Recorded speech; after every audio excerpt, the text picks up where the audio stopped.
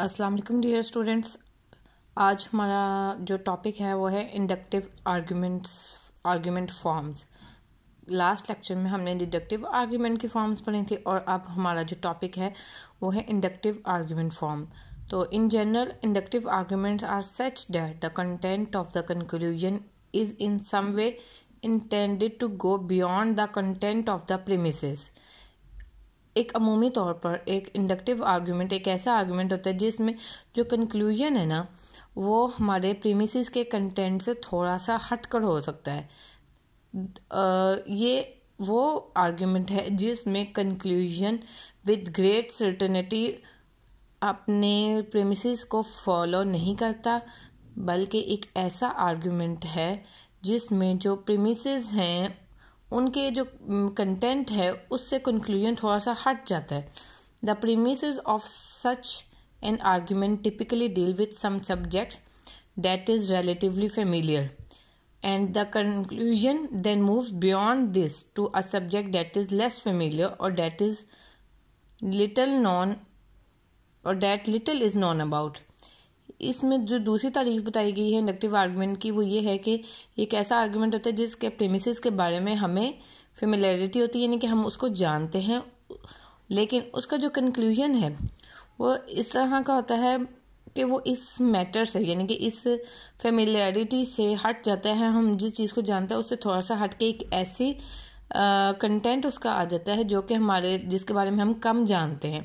तो Such an argument may take any of several forms।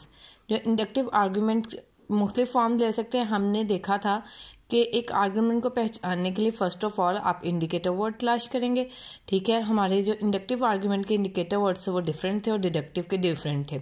उसके बाद हमने ये देखा कि अगर वो कॉन्फ्लिक्ट करते हैं तो हम उसको दूसरे फैक्टर को कंसिडर करेंगे, जो कि ये था कि हमने the strength of inferential relationship देखनी थी, ठीक है, कि कितनी सर्टेनिटी है कंक्लूजन फॉलो करता है प्रीमिसेस को। और अगर उससे भी हमें क्लियर ना हो तो हम आप उसको फॉर्म और करैक्टर के ज़रिए डिस्कस कर सकते हैं, ठीक है। तो जो फॉर्म है वो डिडक्टिव की हम पढ़ चुके हैं और अब इंडक्टिव की हैं। तो इंडक्टिव की जो फॉर्म है उनमें मुख्तलिफ फॉर्म सच एज प्रिडिक्शंस हैं, प्रिडिक्शंस अबाउट द फ्यूचर है, आर्ग्यूमेंट फ्रॉम एनालॉगी है, इंडक्टिव जनरलाइजेशन है, आर्ग्यूमेंट फ्रॉम अथॉरिटी है, आर्ग्यूमेंट्स बेस्ड ऑन साइंस है एंड कैजुअल इन्फ्रेंस है। तो सबसे पहले हम आ जाते हैं प्रिडिक्शन पे। तो प्रिडिक्शन क्या है? Prediction is an argument that proceed from our knowledge of the past to a claim about the future. ये एक ऐसी चीज़ है जिसमें एक ऐसा आर्गुमेंट है जिसमें हम पास्ट की इंफॉर्मेशन को यूज़ करते हुए फ्यूचर के बारे में कुछ आर्ग्यू कर सकते हैं, कोई आर्गुमेंट फॉर्म कर सकते हैं। जैसे कि अगर आपने बादल देखे आसमान पे तो ये आपकी पास्ट की इंफॉर्मेशन थी, उसके बारे में आप फ्यूचर में ये कह सकते हैं कि बारिश होगी, लेकिन ऐसा ज़रूरी नहीं है। तो जो नतीजा है यानी कि बारिश का होना या ना होना, अगर बारिश नहीं होती तो वो आपके जो प्रीमिसेस है उससे थोड़ा सा हट गया, ठीक है। तो ये प्रिडिक्शन है, ये हमारा इंडक्टिव आर्ग्यूमेंट है। अगर हमने देखा कि इंटरनेशनल मार्केट में गोल्ड प्राइसेस कम हो रही हैं तो हम ये प्रिडिक्ट कर सकते हैं कि कल या परसों लोकल मार्केट में भी प्राइसेस फॉल होना शुरू हो जाएंगी गोल्ड की, लेकिन समटाइम्स ऐसा नहीं होता। तो जो हम माजी के वाक़यात की बुनियाद पर, अपने नॉलेज की बुनियाद पर जो क्लेम करते हैं वो इंडक्टिव होते हैं क्योंकि हम उनके बारे में सर्टेन नहीं होते। देन है N argument from analogy. Analogy का मतलब है कंपैरिजन या किसी चीज़ के साथ similarity. An argument from analogy is an argument that depends on the existence of an analogy or similarity between two things or state of affairs.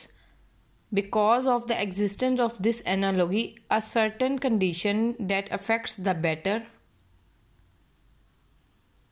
non-thing or situation is concluded to affect the similar less non-things or situation.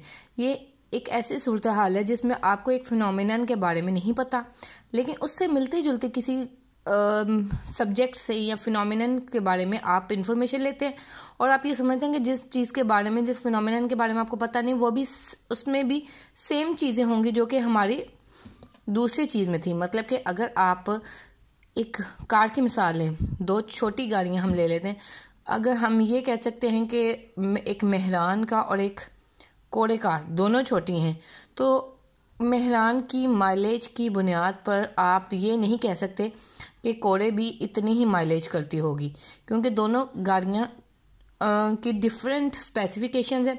सिर्फ उनमें जो common feature है वो ये कि उनका size छोटा है। तो सिर्फ साइज़ की बुनियाद पर आप एक चीज़ को दूसरी चीज़ से अगर कंपेयर करेंगे तो आपका जो आर्गुमेंट है वो स्ट्रांग नहीं होगा, वो वीक होगा, और इसको हम इंडक्टिव आर्गुमेंट कहेंगे।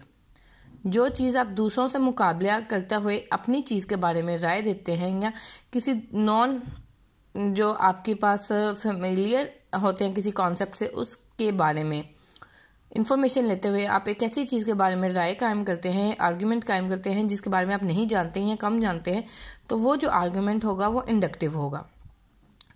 Third is the generalisation is an argument that proceed from the knowledge of a selected sample to some claim about the whole group. ठीक है, जनरलाइजेशन एक ऐसा आर्गुमेंट है जिसमें आप किसी सैंपल से जो इंफॉर्मेशन लेते हैं उसको पूरी ग्रुप पे, होल पॉपुलेशन पे अप्लाई करते हैं। ठीक है, because the members of the sample have a certain characteristic, it is argued that all the members of the group have the same characteristic.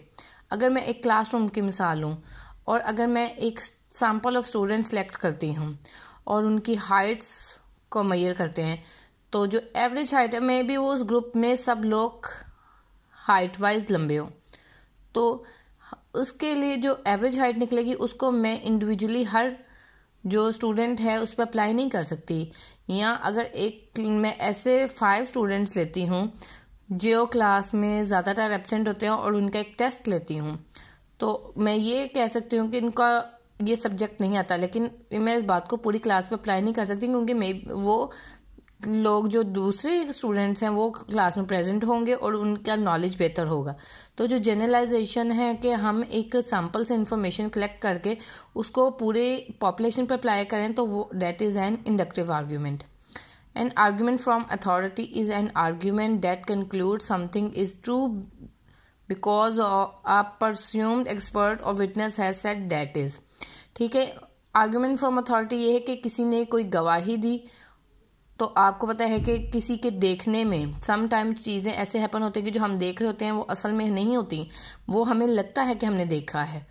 तो जो विटनेस है उसमें हो सकता है कि जो किसी वाक़े का आई विटनेस हो, उसने पूरी बात ना देखी हो, तो जो वो बयान दे रहा है, जो आर्ग्यूमेंट दे रहा है, वो हमारा इंडक्टिव है। ठीक है, कोई एक्सपर्ट है, जैसे हमारे यहाँ पे फाइनेंशियल एनालिस्ट हैं, वो एक राय देते हैं, लेकिन वो राय ज़रूरी नहीं कि दुरुस्त बैठे। एक स्पोर्ट्स का कोई क्रिकेट का मैच हो रहा है और जो कमेंटेटर बैठे हैं वो अपने एक्सपर्ट जजमेंट देते हैं कि ऐसा होगा, लेकिन ज़रूरी नहीं कि वैसा हो, समटाइम्स वो नहीं होता। तो जो आर्ग्यूमेंट फ्रॉम अथॉरिटी है दैट इज़ एन इंडक्टिव